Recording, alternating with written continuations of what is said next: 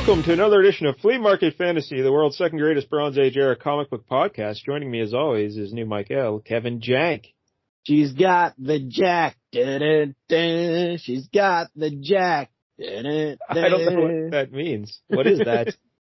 That's an AC/DC song. Oh, all right. Basically, it's ostensibly about people playing cards, but it's really apparently the jack is a slang for an STD in Australia. So, yeah. Well, that's not what you want to hear when you're playing cards. But yeah, but the reason the lady you're saying said she never had a full house. Well, but apparently she did. Yeah. But the reason you're saying that, though, Jank, is because today we were reviewing Jack of Hearts, issue 1 from 1984. Yeah, that's right. Now, I have heard of this character for a long time, but never knew anything about him. I did read one story with him we'll get into later. It's pretty famous. Avengers Disassembled. He has a role right there at the beginning of it. Yeah, very key role. Yeah. That was after he was already dead, though. He had a big role in that. That's a real kick in the pants. Your one claim to fame is when you're not even alive. Yeah. So did you have any experience with Jack of Hearts until you read this book? Yes. Besides Avengers Disassembled, I did see him alive here and there. I definitely remember him being on the Avengers for a brief time, like the late 90s, early 2000s. So there was like this maximum security, crossover event that I read some of, and I think he was on the team at that time. I've definitely seen him pop up here and there. And I know he was in the Avengers Children's Crusade, kind of, undid some of Avengers Disassembled, so you could see him a little bit more there. Always go back and undo what they already did. Yeah. All right, so before we get into the story, though, let's just remind everybody that this here show is also on YouTube, and we've hit 50 subscribers, Shank. Woo! We're going gangbusters over there. We're like the Beatles, We're very popular. Yeah. So if wish we were like the Monkees. Yes, they're obviously. Yeah. But if you're enjoying the show, please consider subscribing over there and grow because we have people commenting on videos now, Jay. Hey, wow, that's exciting. Our most loyal supporter is a fellow named I Am 8 Ball. Big fan. Hey. Big fan of his is what I'm saying. Yeah, because he's all our videos. He's making a comment. And then a fellow named Jonathan Legoop. A character called 8 Ball. Maybe he's a big fan of that guy. Oh, I don't even remember that guy. Who was 8 Ball?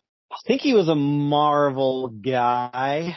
What I think he was actually from? There was like a What If comic where they did what if, Spider-Man and Mary Jane's daughter had lived and, basically was a teenager and was now a Spider-Girl or Spider. And I believe 8 Ball was like one of the villains on there. He basically just dressed up like an 8 ball and had a lot of 8s all over him, and it was really terrible. Yeah, I never heard of that fella.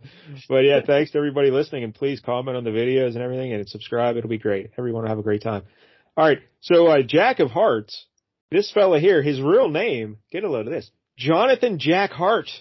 Yeah. But it's spelled H-A-R-T. So, Yeah, like heart to heart. Yeah, very good TV reference. Yep. So this Jonathan Jack Hart, his first appearance was Deadly Hands of Kung Fu, issue 22, 1976. Now, this wasn't the comic book with Shang-Chi. Oh. This was a black and white magazine format that focused on karate fighting and kung fu and whatnot. So what do you need more in a karate magazine than a guy with the supreme energy powers? Well, this is why it happened. Because the guy being featured in the magazine was White Claw. You remember White Claw? Yes.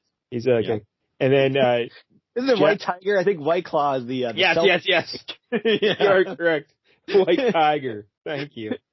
Yes, yeah, we don't want people to go out and start drinking irresponsibly. Yeah, I'm very old. But yeah, it's White Tiger, and Jack of Hearts was positioned as a villain at first to fight White Tiger. But, it's one of the misunderstanding deals, and then the next appearance he was revealed, his true origin was revealed in, he's a good guy. It's kind of like, remember when Moon Knight was trying to hunt down Werewolf by Night, and he was like a villain at first, but technically he was a hero. Yeah, so. Well, anybody who becomes popular, they have to make him at least like an anti-hero. That same thing happens in wrestling. Once a heel gets so popular, you got to turn him face, because the crowd's going to be cheering. So you might as well do it. All right, and he was created by Bill Mantlo and Keith Giffen. Now, we're very familiar with Bill Mantlo on here. Do you know anything about Keith Giffen? Wasn't he involved in that Justice League issue that I made you guys read? Where Green Lantern got punched? Yeah. Could be. because I put that out of my memory him entirely. and J.M. DeMatteis were like co-writing, something like that. Oh, all right. There you go. So Jack Hart's father was Philip Hart, a scientist who invented a liquid energy source called zero fluid. That's usually what I call myself after, I've had at myself for enough rounds. Take your own jokes there. Yeah. It turns out Jack's mom was an alien from the Contraxian race, and she was sent to Earth to find a new energy source to help her planet's dwindling sun. But when she came to Earth, she fell in love with Jack's father, That explains why, she seemed way younger than Jack's father in the pictures you see in this comic. Yeah.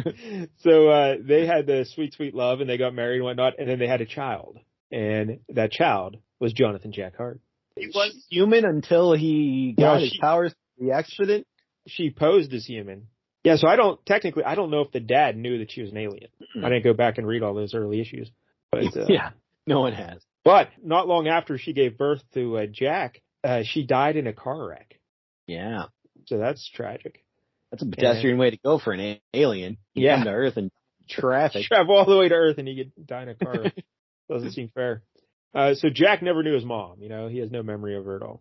So once Philip Hart, though, his father, perfected zero fluid, he wanted to give it to all countries for free because he's a nice fellow. Aw. And as we know, whenever anyone wants to do that, they get rubbed out.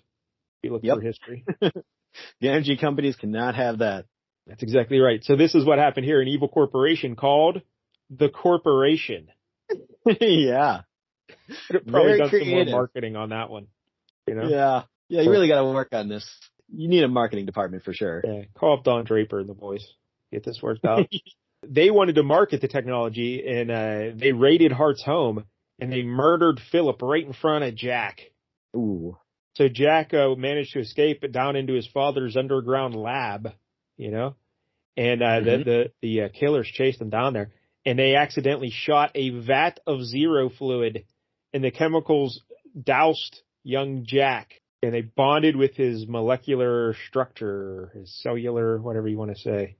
So he's and the chemicals turned his skin white and his hair green and gave him a rich... No. That's the Joker. That's the Joker. Different playing card. Jack Napier. This is Jack of Hearts. Yeah. And so his body basically becomes like a nuclear reactor, a little firestormy. A little bit. Yeah. A little bit. Now here's the question. They outlay this backstory in this very issue. Yes, here. they do. They kind of sum it up. But what they don't sum up is how does he then go to being dressed like a playing card? Well, when he got the energy power there, he obviously murdered the people who murdered his father, and then he vowed vengeance on the evil corporation, So he said, hey, how can I do this? So I need a costume, because his body's just constantly making this energy. He needed a way to contain it and control it. So his dad had all these armors designed and everything for just this purpose. One of them just happened to look exactly like a Jack of Hearts playing card, I guess. What are the odds? And he was making it for his son all along. And his father loved playing cards. His son there, he's like, I need a name. Oh, my last name's Hart. My dad liked cards. I'll call myself the Jack of Hearts. I'll call myself Iron Man. So as long as he's wearing this outfit, and we'll describe it here in a minute, the energy gets contained in his body, he can kind of control it. But if he takes that suit off, hey, all hell breaks loose, so he needs to wear that little outfit. So I don't know how he tailored it to fit and all that kind of stuff, but, don't ask questions. It does kind of expose part of his face, so I guess it's okay that energy escapes out of that part of him. Yeah, his face and his hands are basically left out in the open there. Now, his first appearance in a color comic book was Incredible Hulk issue 213, 1977. So look at your buddy Hulk. He welcomed him into the main Marvel universe there. When Mantlo started writing Iron Man, he made Jack of Hearts a regular from issue 102 to 113, and that was also in 1977. So, yeah, Mantlo loved this Jack of Hearts guy. And then Jack of Hearts made appearances in Marvel 2-in-1, The Defenders, Marvel Premiere ROM, and Marvel Team Up. And that led to this here 4-issue limited series in 1984 that we're reading today. We're doing issue 1. Now, you mentioned this earlier, but a fellow named Kurt Busiek, he made him a regular in the Avengers in the early 2000s. He was a big Jack of Hearts guy. He said he always liked the character, and no one was using him, so he said, all right, I'll use him. Kurt Busiek is a guy who was a historian of Marvel. That's probably what made him a great writer, is he knew everything. Oh. Anytime there was a book, he would throw in random characters characters that people have forgotten about and who'd actually like know their history and like follow up on it. And it was great. Like, that's honestly one of the things I appreciate most about him is he was on top of his game and continuity was the name of that game. Well, that's pretty awesome then. Sadly, Jack of Hearts died in Avengers Volume 3, Issue 76 in 2003. Do you know the circumstances of his death? I know he was in space and he exploded. Apparently there was someone who tried to kidnap Scott Lang's daughter. Oh, okay. And Jack of Hearts, they rescued, Cassie, right? That's, you said her name. And she becomes Stature, right? Yeah. I think they're calling her Stinger now. I don't know why. I like Stature better. Yeah, Stature's cooler. Wait, because does she shrink now? Because Stature, she grew big, right? Does she shrink now? Yeah, she got real big. I think so. Yeah. I think they kind of made it more like the Wasp. Yeah, there you go, Stinger. Yeah. I mean, you already have like 2 Wasps right now. Do we need really? I had no idea. But anyway, so someone tried to kidnap Scott Lang's daughter, and there was something going on with She-Hulk and Jack of Hearts, I believe, at the time. Because something like Jack of Hearts was unintentionally absorbing the gamma radiation out of She-Hulk. Oh, no. So she would sometimes revert back to Jennifer Walters, or sometimes it would like mess up her gamma radiation so she'd get crazier or something, you know? I don't know. Wow, they should definitely not be on the same team. That's easy fix right well, there. this is exactly what I'm getting at here. So Jack of Hearts, he started having trouble controlling his energy, you know? And he's like, you know what, I should probably just get off this team because I'm messing with She-Hulk, I'm messing with all these people, you know. And he got the guy who kidnapped Cassie Lang there, and he took the guy and flew him out into space, and then Jack of Hearts blew up. So he killed the kidnapper fella. And wow. Yeah, it feels like once you've gotten him away from Cassie, the job's pretty much done. You don't necessarily have to blow yourself up in space to take him out. Well, I think Jack was losing control of his. Here's what it was. Because in this issue, we realize we'll encounter in a minute. Like S.H.I.E.L.D. sets up this bubble for him to live inside, and it controls his power. So I think he had to do that. Like he had to get back within that bubble. He only had a window of like 18 hours or something, and then. If he wasn't back in the bubble in time, he would blow up. So he knew he had to get back to the bubble, but he saved Cassie, and he didn't have enough time to get back to the bubble, so he just took the guy and flew him into space with him, and they both flew up into space. So okay, yeah, that's a good sacrifice. I approve. I mean, he really did take that. I don't know if he had to take that guy with him. He could have took that guy to the cops, and then but no, he took the guy with him and flew up. But either way. All right, so then we get to Avengers Disassembled, and this was this is just 1 year later. Avengers Volume 1, Issue 500 in 2004. And this was when Scarlet Witch went nuts. Yeah, that's right. Would you like to explain this to the kids? I'm sure you read this, right? Yeah. The Scarlet Witch, apparently, I didn't even know this was canon, but apparently she at some point forgot about the whole her and Vision having twin boys that were ended up being like the souls of Mephisto or something like that, and then he kind of reclaimed them so that they really never existed, and he just kind of took them back. Like Agatha Harkness kind of magically created them. Yeah, Agatha Harkness made her forget about it. She suppressed her memories. So there you go. Yeah. But then Scarlet Witch remembered. Came back to her. Yep, and she was none too pleased. She seemed to blame the Avengers for keeping this from her and not filling her in on this and letting her go not believing this. So she kind of snapped and started just like taking the team out one by one, kind of just wreaking havoc because her powers had kind of gotten way boosted too all of a sudden. Like instead of just creating small probability hexes, she could flat out alter reality on a massive scale. So she was like sending, just all of a sudden the Skrulls would appear and start attacking the Avengers mansion and stuff like that. But one of the things she did with Jack of Hearts was she brought him back from the dead as like kind of a reanimated corpse and had him, I believe, fly like a Quinjet into the mansion. No. Yeah, 2 very similar things happened. One, she gets the zombie body of Jack of Hearts out of space, brings him down to Avengers mansion, and he blows himself up. So now the next thing, the Vision flies a Quinjet. You remember this? Yes. He flies the Quinjet and then he hops out of the Quinjet, and then he like spits up a bunch of eggs where Ultron pop out of him. Is this bringing back memories? Yeah. It's basically it's full on chaos the whole time. Yeah. Just all this random shit keeps happening and nobody knows why or what's causing it. But it turns out, it's Wanda. Yeah, and after Vision spit out the Ultrons and they started fighting the Avengers, apparently Scott Lang supposedly died when Jack of Hearts exploded, but he didn't. He got sucked into like a different dimension or something right before he exploded. He did die, I think, but then during that Avengers Children's Crusade, they end up going back in time and like they end up just kind of grabbing him so that he, they take him out. But originally, yeah, I guess he did die. So, but those Ultrons pop up and they're fighting them, and She-Hulk goes nuts because she gets so mad, and she just rips the Vision apart. Remember that? She just like tears him in half. Yeah. Kills the Vision. Yeah. So that was some. And then eventually, I think Hawkeye also died in this storyline, right? Sure did. How did he come back from the dead then? He was the first to come back. He wasn't dead all that long. Man, that must be nice. Just come back from the dead. Yeah. I believe, I don't know. They did the whole House of M thing. Yes, that's the next big Scarlet Witch story. Goes crazy. Yeah. So after Avengers Disassembled, Charles Xavier and Magneto take Wanda and they try to help her out, to fix her, but they can't. And she eventually overpowers them, right? And she creates her own reality. Yeah, she warps the entire world essentially to become this world where mutants rule, and her, Magneto is basically kind of the king of mutants, and she's in the royal family and stuff like that, and basically mutants are in charge and are the ruling class, and everybody else has to kind of be, lower class. And eventually when Hawkeye is there in that reality, and I believe just when it comes back to normal reality, he's kind of alive again without much explanation. Just I guess he kind of, she, Scarlet Witch brought him back, essentially. And I think at the end of House of M, isn't that where Scarlet Witch says no more mutants? Was that at the end of that? Yeah, that's right. I like that stuff. I read that. I thought I started Avengers Disassembled. I don't know if I read the whole thing. Because who was the writer here? Brian Michael Bendis, right? Brian Michael Bendis, yeah. He also did House of M, so. Yeah.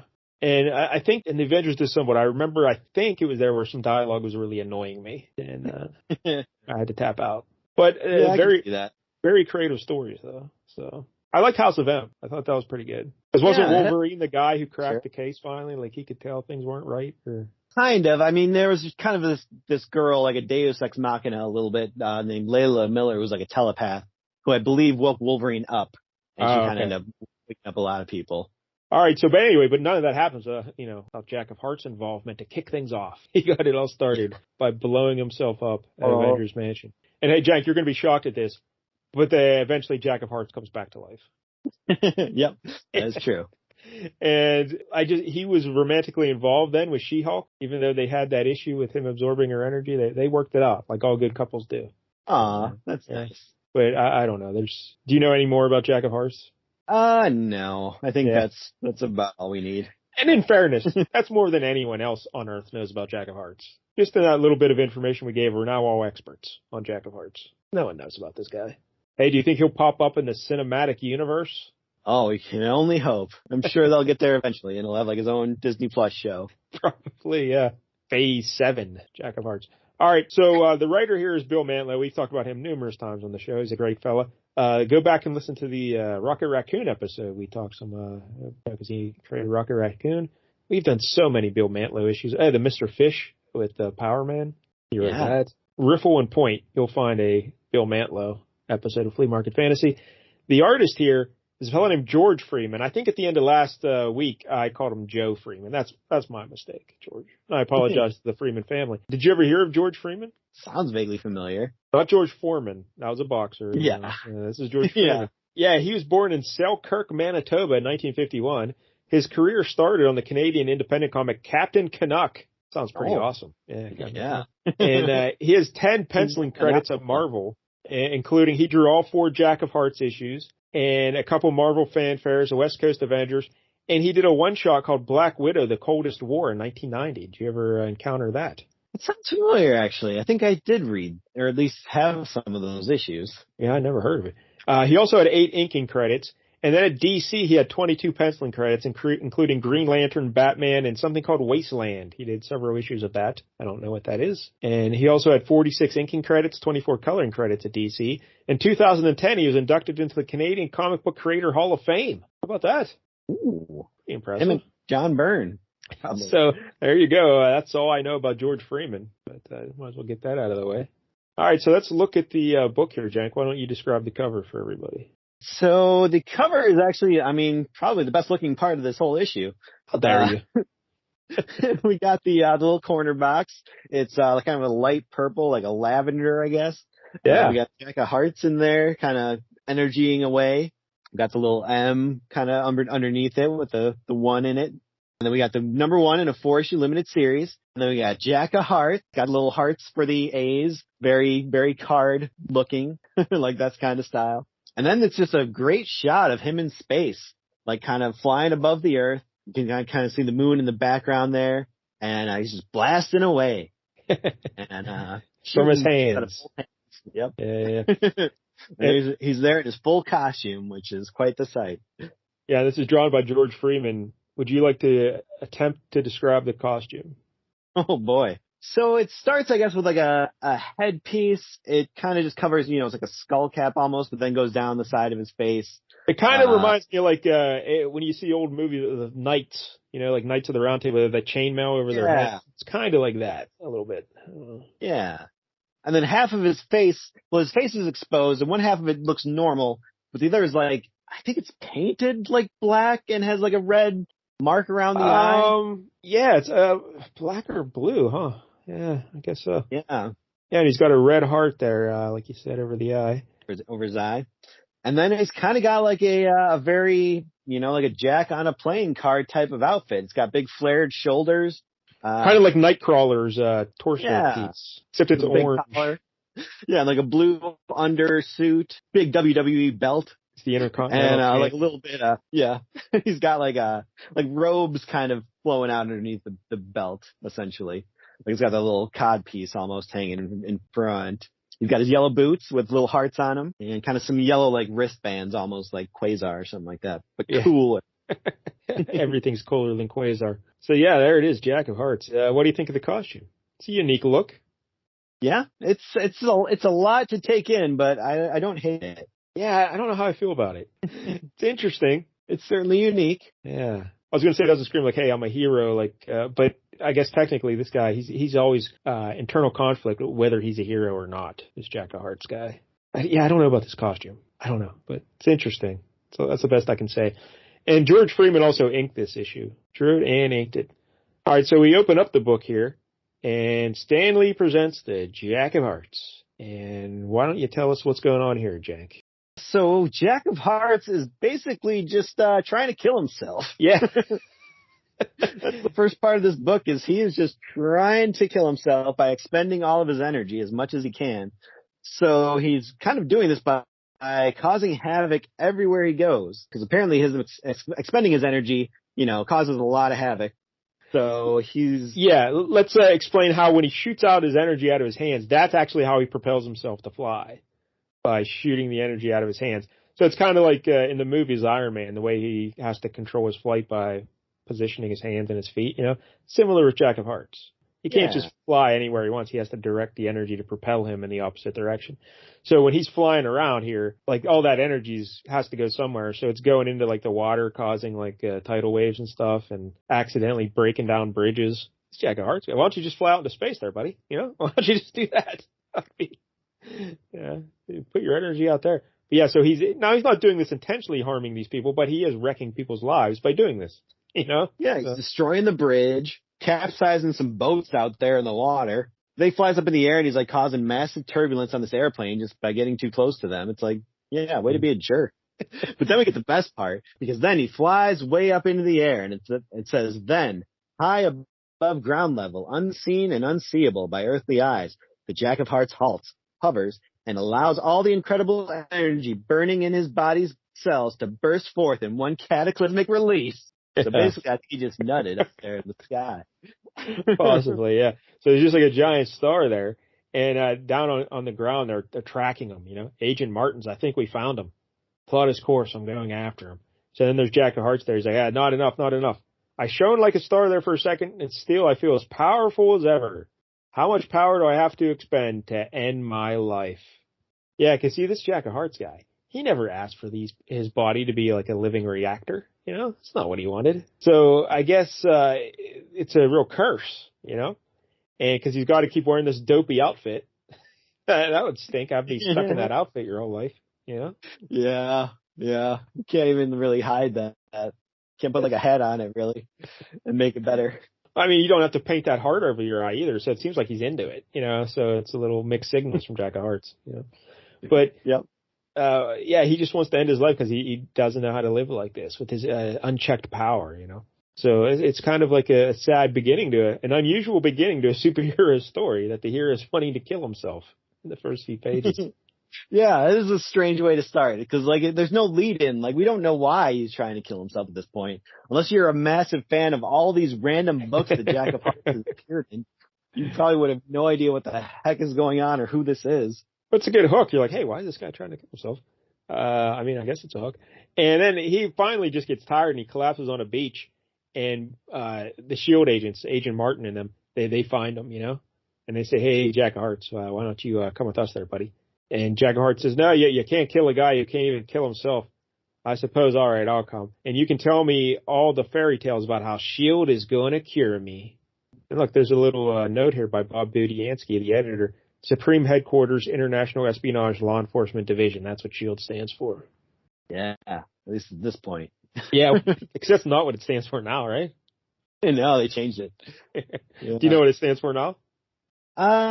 Shoot. Strategic Hazard Intervention and I don't know. Yeah. That's an old Get a Life reference. Kids out there, Google that up. Find it. Between that and your Check It Out references, I don't know which is more timely.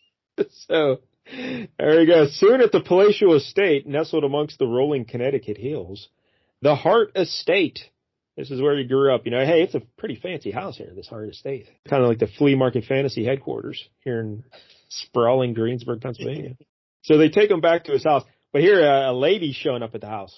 So the butler comes down, but here the butler's Agent Martin's, you know, at his SHIELD. So they're keeping Jack at his home, and we learn that they designed this big bubble thing to contain his power. But this lady here, what's her? Is it Marcy? Kane, I believe. Marcy Kane. Yeah, Marcy Kane. Now she used to be in college with Jack. I'm not sure where they know each other from because she was going to ESU, which is where Peter Parker goes. But I think they mentioned him going to some other school entirely. But somehow they dated. They kind of started to have a romance, but then he decided he wanted to go off and be Jack of Hearts. So he left her behind. But hey, spoiler alert, Jack. This Marcy Kane. She's an alien. Whoa, same race as his mom? Yeah, yep, exactly. That's a weird coincidence. Well, unless she's manipulating, you know, her way into his life just for that reason. There you go. Bingo. Yeah. Yep. She was supposed to keep an eye on Jack Hart. But it seems like she's bad at her job because she let him get away from her for several years while he's off being Jack of Hearts and she's at school. But either way, she tracked him down again. And if you're from an alien race and you have more advanced technology, why are you bothering getting a degree in Earth sciences? She wants to have something to fall back on in case the alien stuff doesn't work out. But they call for her because they figure maybe because she used to have a relationship with Jack, maybe she can help him out and get out of this depression he's in. That's the reasoning here, right? Yep. So Agent Martin's is like, young Jack has been extremely depressed of late. And the whole Hart Estate now is like a SHIELD headquarters, and they got all kind of agents downstairs with giant computers, and they're keeping track of her and everything. I will say this about George Freeman. We'll talk about the art later. I do like the art here. You don't seem to be a big fan of it. But sometimes Marcy Kane looks to be about 75 years old in the face. Yeah. So yeah. That was alarming. I mean, there are times where the art is all right, and then sometimes it just gets way wonky. I don't know. It's pretty inconsistent. Like, he's got an interesting style. It almost reminds me of Alan Davis sometimes. Like, just in passing. Yeah. It's not consistently that good. But there are panels where it's like, oh, look at that. That's impressive. All right, so they take Marcy Kane there to see Jack in his giant bubble because, again, his energy is contained when he's in the bubble. He's just boozing it up in there, right? That's all he's doing. He's smoking. He's got a dart in one hand. So he sees Marcy there, and he's like, oh, you think he'd be all excited to see her, but he's kind of upset there, right, Jack? He's not that happy. Yeah, he starts losing his shit a little bit. Yeah, his left eye, the one that usually has the heart over it, starts glowing, you know? Why are you here to write a paper of the death of the freak? I love when you do voices. I love it. Love it. Yeah. That's basically my my Luke Skywalker impression, too. I was supposed to go to Tashi Station to get power converters. That's a great Star Wars reference. If I knew Star Wars, I would love that. But yeah, I don't know.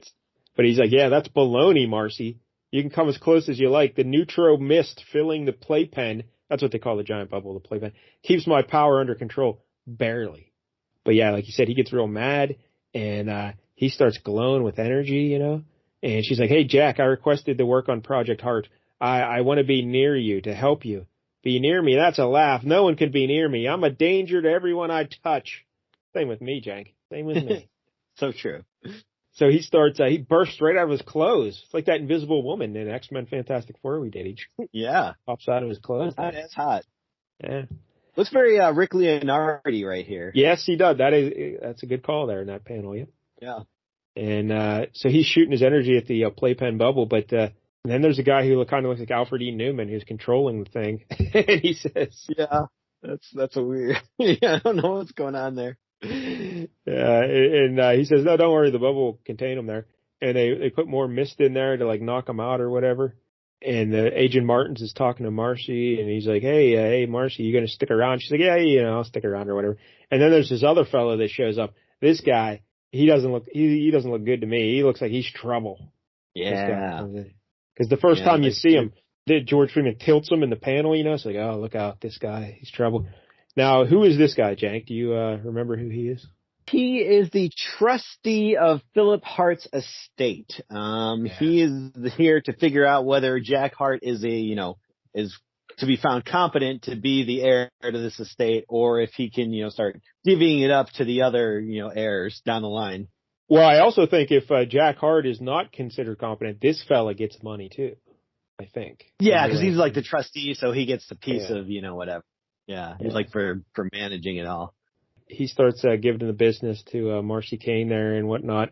And then Nick Fury shows up. This is white Nick Fury. David Hasselhoff Nick Fury. Yeah, that's right.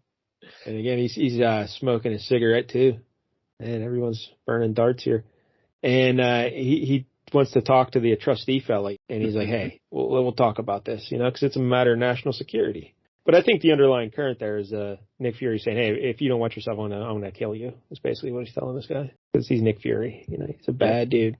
All right, so they walk off, and then Agent Martin shows Marcy into her little bedroom there, and he says he's giving her all these files to read on Jack so she can study the case. And she's back. She goes, looks through his history, and this is where there's a really creepy panel there where he's just like, it makes fascinating bedtime reading. And kind of the way it's framed, he looks very creepy there. Like he's going to definitely be peeking in on her later while she's showering. But she's reading all these files, and this is where we get the origin story told to us in this issue, and we see the photo of the good-looking young lady looking up at Philip Hart, who's not so handsome. And, clearly she's an alien. Makes a lot more sense. Yep. Yeah.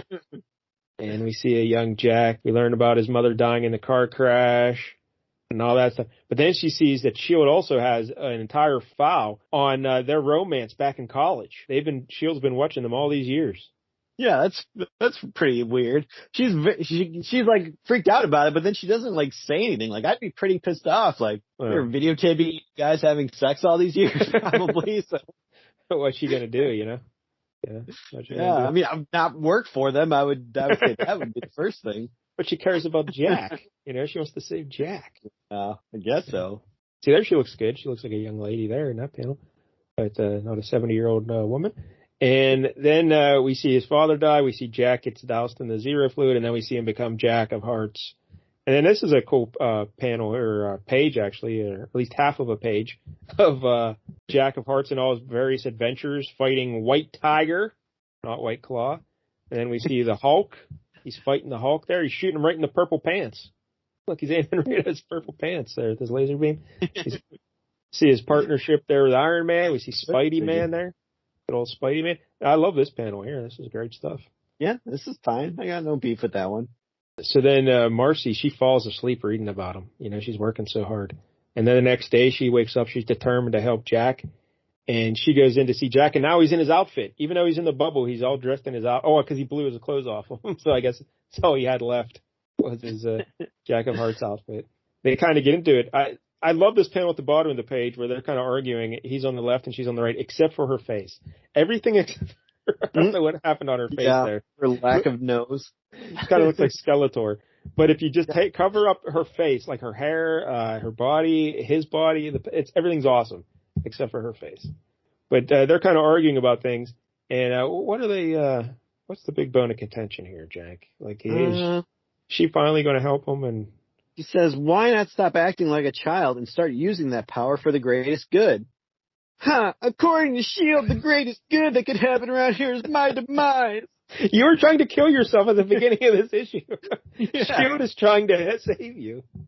How is that consistent? I don't know. This guy is so emo.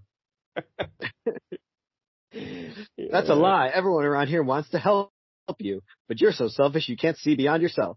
Of course I'm selfish. It's my life that's slipping away. This guy is a jerk. She says there are others who are understanding of such powers. Your mother's people. My mother? What do you know about my mother? She died before I ever met you, Jack. Please trust me. She knows about his mother because she's an alien too. Dun, dun, dun. Yeah, we don't learn that this issue though. Nope. And but just then, the Hart estate is under attack. Who the hell's attacking the mansion, Jack? It's a bunch of aliens. A bunch of UFOs. Yeah. Probably Scarlet Witch calling them down on him. Yeah. A bunch of them tic-tac videos, you know? They're all coming down to get him. And so Jack of Hearts is like, hey, I got to defend you. I can save you. And the S.H.I.E.L.D. guys are like, no, you sit this one out. We can't, we're not going to lose you again. You're going to just fly out of here. We'll fight off the UFOs. And he says, no. And then Marcy, she sneaks over and turns off the containment unit.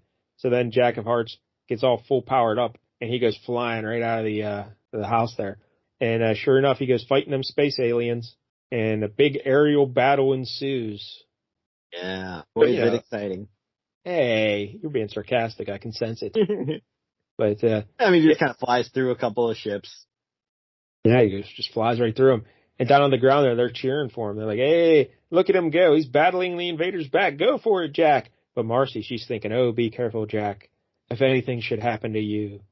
And then we cut to Jack. I love this panel of Jack here. I like this. Well, I won't be in prison again. Not by S.H.I.E.L.D., not by space invaders, and not by my own self-pity.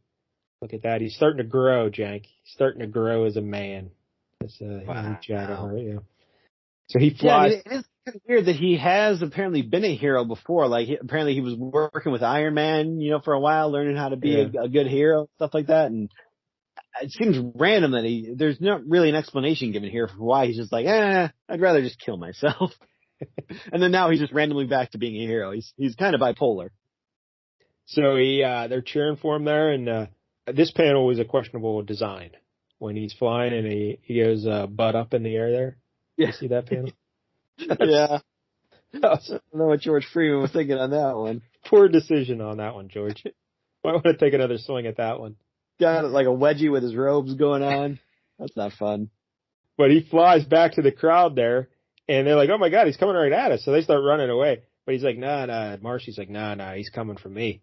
And he just scoops her up, and that's a great panel of her looking over his shoulder there. He just flies her off in the air, and he's like, hey, Marcy, we got to talk. And they're flying off. And he knows about his mama.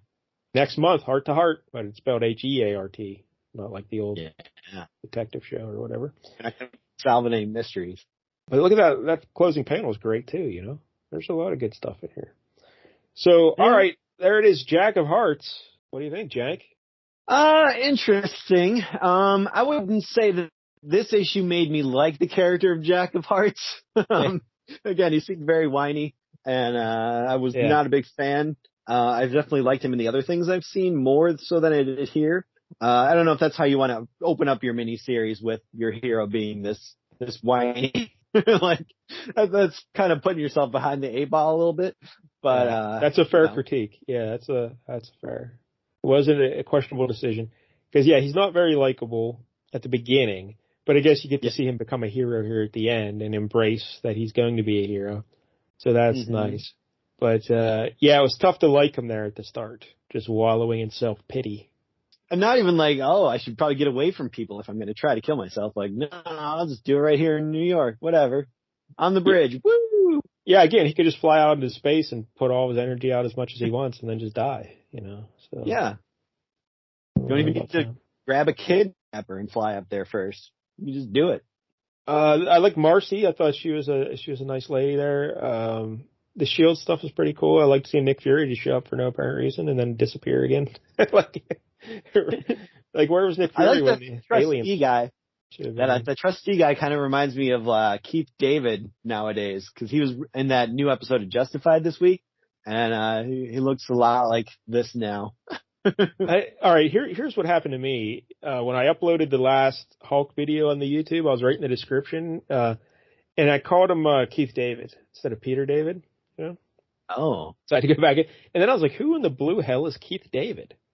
And then you said his name here. So who in the blue hell is Keith David?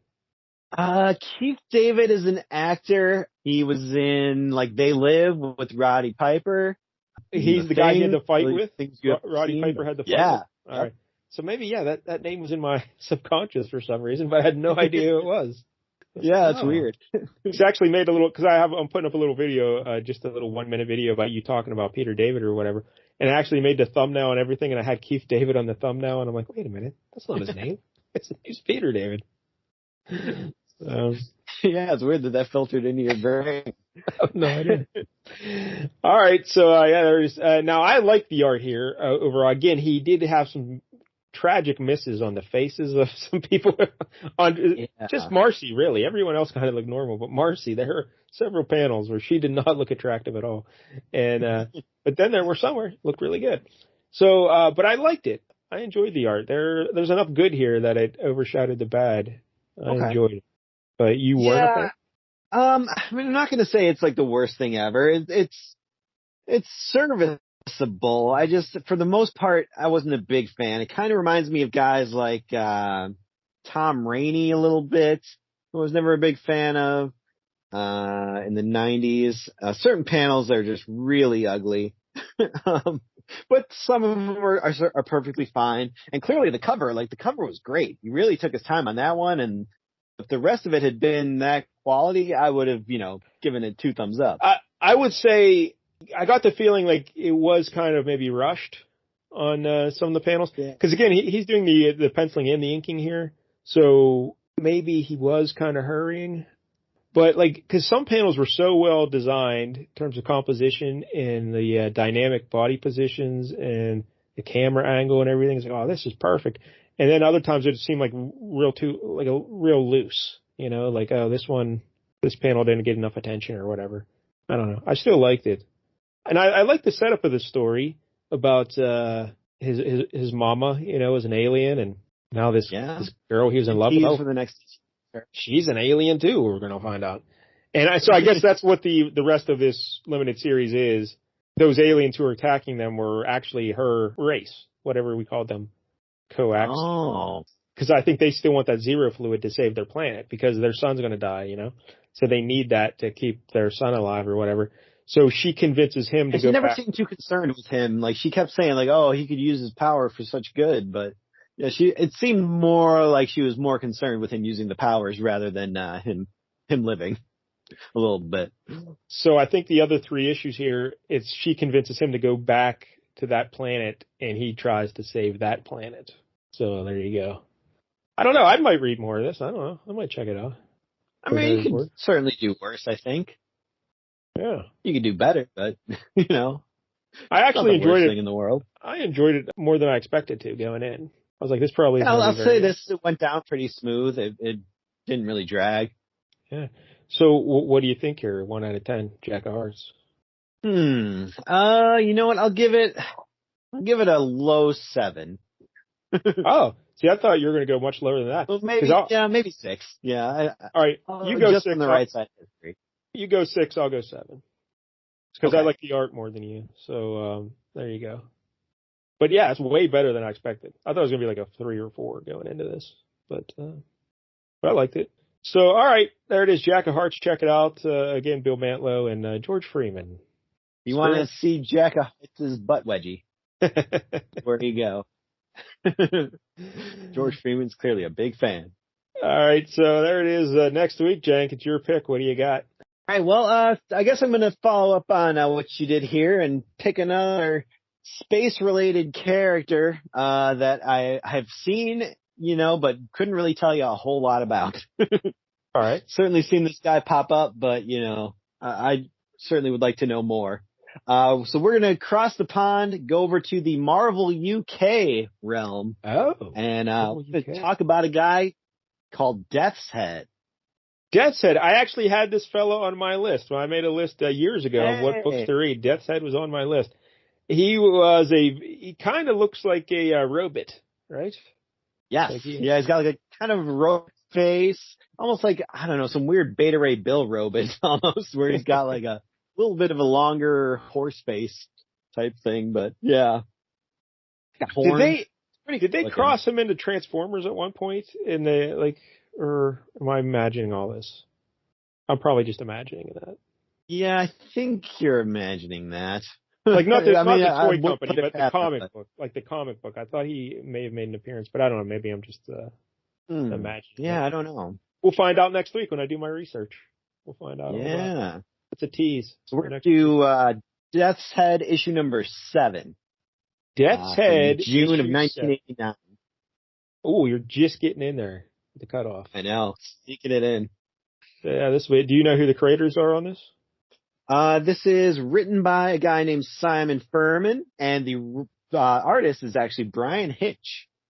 Oh, I don't like Brian Hitch. I was just thinking of Brian Hitch today because I remember all the conversations Mike O has. He loves Brian Hitch. I don't like Brian Hitch. But I've had ups and downs with Brian Hitch myself. This looks unlike his normal stuff to me, so maybe this will be more up your alley. I definitely hated him in the 90s, and then when he did the Ultimates later on, I was like, oh, this is cool. But, so yeah, this looks pretty different, I would say, from what I normally think of as Brian Hitch art. All right, so that's Death's Head issue 7 from 1989. Next week here on Flea Market Fantasy. And once again, if you're listening to us on the YouTube or watching us on the YouTube, I guess, please hit subscribe and like it and all that kind of stuff. And leave some comments, be like our buddy I Am 8-Ball and Jonathan LeDuc. Yeah. Become famous. Now, I think our fans, maybe we should call our fans Fleas. What do you think? Hey, I like it. The Flea Army. Yeah, it'd be pretty good. The Flea Circus. Oh, there you go. Flea Circus. Yeah. So until next week, don't get any jank on you.